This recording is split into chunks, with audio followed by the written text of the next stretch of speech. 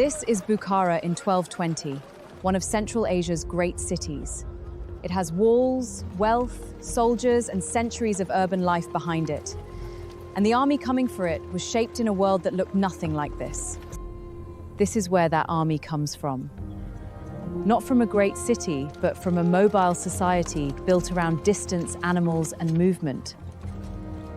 So how does this world learn to break worlds like Bukhara? So first, we're going back to the boy before Genghis Khan. Then we'll see how his army is built, what happens when it hits Chinese cities, and the trade disaster that sends it west, all the way to the Indus. One note before we begin. This world is reconstructed from historical evidence. For clarity, you'll hear the people in it speak in English. Unless I tell you otherwise, that dialogue is reconstructed, not a surviving quote. Before armies followed him across Asia, the boy who would become Genghis Khan belonged to a family that had lost most of its protection and much of its support. No throne, no army, very little security. Before he was Genghis Khan, there was only Temujin. And at this point, his family is simply trying to survive. After his father died, Temujin's family lost much of the support around them. Survival here is work. Before there is a conqueror, there is a mother keeping this family alive. They were abandoned on the steppe. Right now, even one fish means survival. But their older half-brother keeps taking their catches. Settle it, but do not tear this family apart. Temujin decides to settle it. The secret history says they came at him from opposite sides. We barely have anyone left. Don't abandon my younger brother. They killed him. At first, Temujin isn't building an army. He's learning how to make people stay. And that is where his power begins. Then something starts to change. Young men begin choosing to stay. Others help him when they don't have to, and Temujin notices who shows up. He still has almost nothing, but now, people are choosing him. Then Temujin gets something his household badly needs. A valuable sable coat. He doesn't keep it. He takes it to a powerful ruler once allied with his father, and trades wealth he needs for something he needs even more. Protection. And soon it isn't just young followers arriving. Men with families, horses, and influence start taking him seriously. Eventually, some of the Mongol leadership makes a choice. They choose Temujin. He began as the boy everyone abandoned. Now they are calling him Khan. By 1206, the long rise of Temujin had reached its turning point. The rival Mongol groups had been brought under one leader, and from here on, history would know him by a different name: Genghis Khan.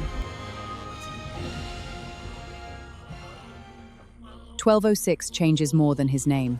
The people he defeated are not simply pushed aside, they are absorbed into the same command. He is taking old rival loyalties and rebuilding them into something new. Start with 10 men. 10 of those groups become 100. Hundreds become thousands, and thousands can become 10,000. The important part isn't the counting. It means one decision can travel through an army. And this is where organization becomes dangerous. A Mongol force could appear to break and tempt an enemy into chasing, but the retreat could be deliberate. They could make panic look real without actually losing control. And Mongol speed has another secret. A rider doesn't rely on one horse. He switches mounts before one animal is exhausted, so the horse rests, while the rider keeps moving. That changes how far an army can travel before it has to stop. Speed helps. Knowing where to go is better. Mongol scouts could be far ahead of the main force, finding the enemy, the roads, even the ground worth fighting on. Then the information moves back. So when the army moves, it is already moving with a plan. Now imagine trying to command this from horseback. Genghis Khan cannot shout an order to thousands of men. He doesn't have to. A flag, a drum, a commander who knows what they mean, and one decision can change the shape of a battlefield. But all those extra horses create another problem. They all have to eat. So when the army stops, the horses start recovering. For a Mongol army, grass isn't scenery. It's fuel. And that means geography decides how long this machine can keep moving.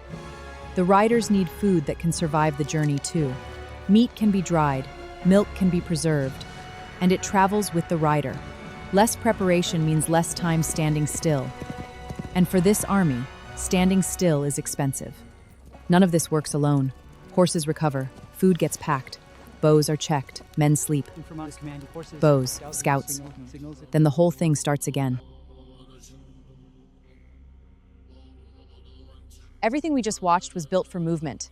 But in 1211, Genghis Khan reaches a world designed to resist it. It cannot outrun a wall. So now the question changes. How does an army built for the steppe learn to break a city? And this is where the Mongols do something more important than charging harder.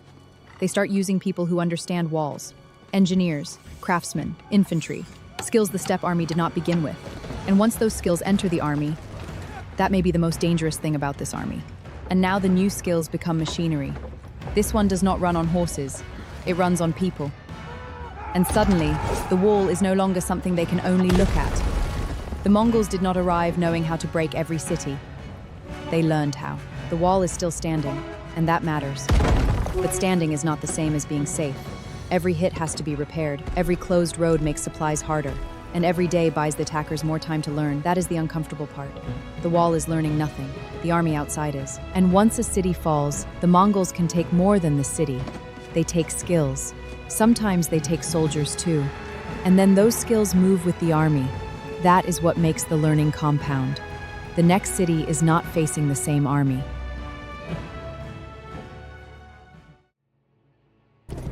This is how the next war begins.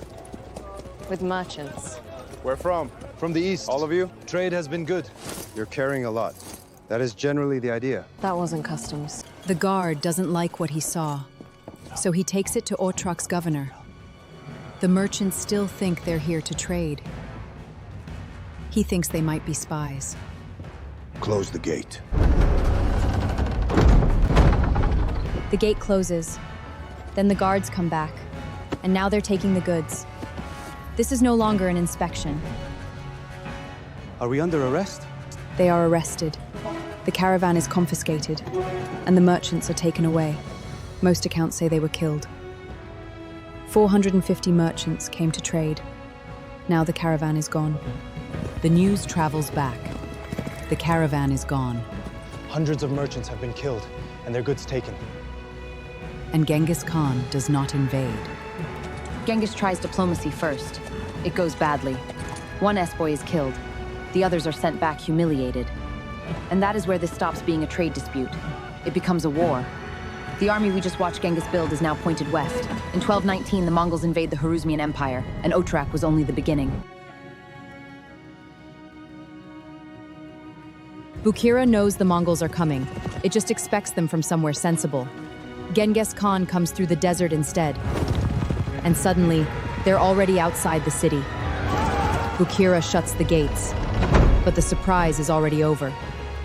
Some of Bukharan's defenders try to get out. The Mongols are waiting. The escape collapses. And inside the city, the calculation changes fast. Bukhara has surrendered, so Genghis Khan rides in himself. For years, cities like this were supposed to stop men like him. Now he's riding through one. But one part of Bukhara still refuses to surrender. The citadel is still fighting. Take it. And for the next 12 days, they do. The citadel holds for days, then it falls too. And now Genghis Khan owns the city. The chroniclers remember what happens next very clearly. He calls for the richest men in Bukhara and tells them to show the Mongols what they hid. Property is taken, useful craftsmen are separated, and the population is driven out. Bukhara had been conquered. Now it was being dismantled.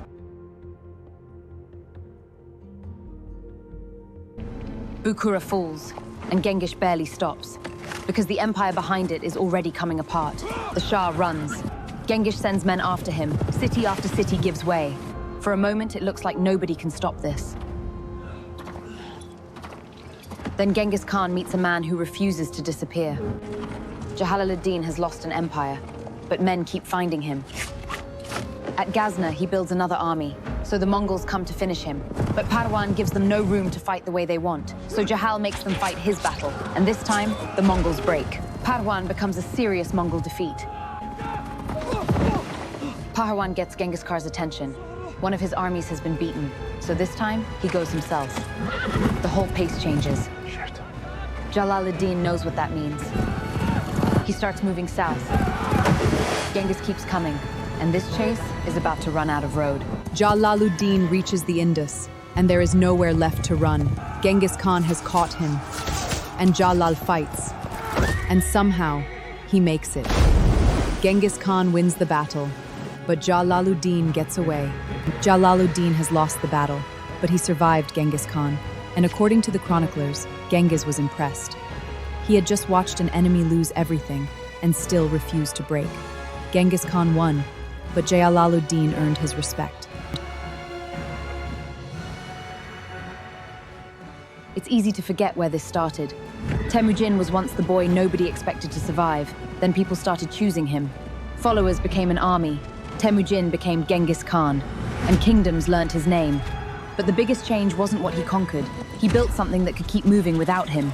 And by 1227, we're about to find out if that's true. Genghis Khan is gone, but the empire is still there, and now different sons inherit different parts of it. This is no longer one rider and one army. It's a ruling family, a command system, and armies already in motion. That is why his death doesn't end the empire. Then in 1229, Genghis Khan's son Ogedei becomes Great Khan, and the machine gets a new driver. The campaigns start again. Different commanders, different fronts, same system. Genghis built it. His successors made it even bigger. And Genghis Khan left another kind of empire behind, a very large family. Elite Mongol rulers could have several wives and consorts, and those households produced heirs. His sons inherited armies, land, and the power to build huge families of their own. So within a few generations, the family tree gets ridiculous. You've probably heard the claim about Genghis Khan, that millions of men today may descend from his line. In 2003, researchers found one paternal lineage spread across a huge part of Asia. Their estimate was around 16 million men. And because Genghis Khan's dynasty became so huge, people linked that lineage to him. And to be fair, the idea does make historical sense. Genghis Khan had an enormous ruling family, and his male descendants had extraordinary power. But here's the catch. Nobody has tested Genghis Khan's DNA. So the connection is convincing, but not proven. Temujin started as a boy trying to survive. He became Genghis Khan and taught thousands of people to move like one. That may be the part worth remembering. Not that he was unstoppable, but that he built something that kept adapting after he was gone. That is why the world still remembers Genghis Khan. If you enjoyed traveling through this story with me, please subscribe and support the channel. It genuinely helps me keep making more of these and bringing you more history like this. So stick around. We've got a lot more history to visit.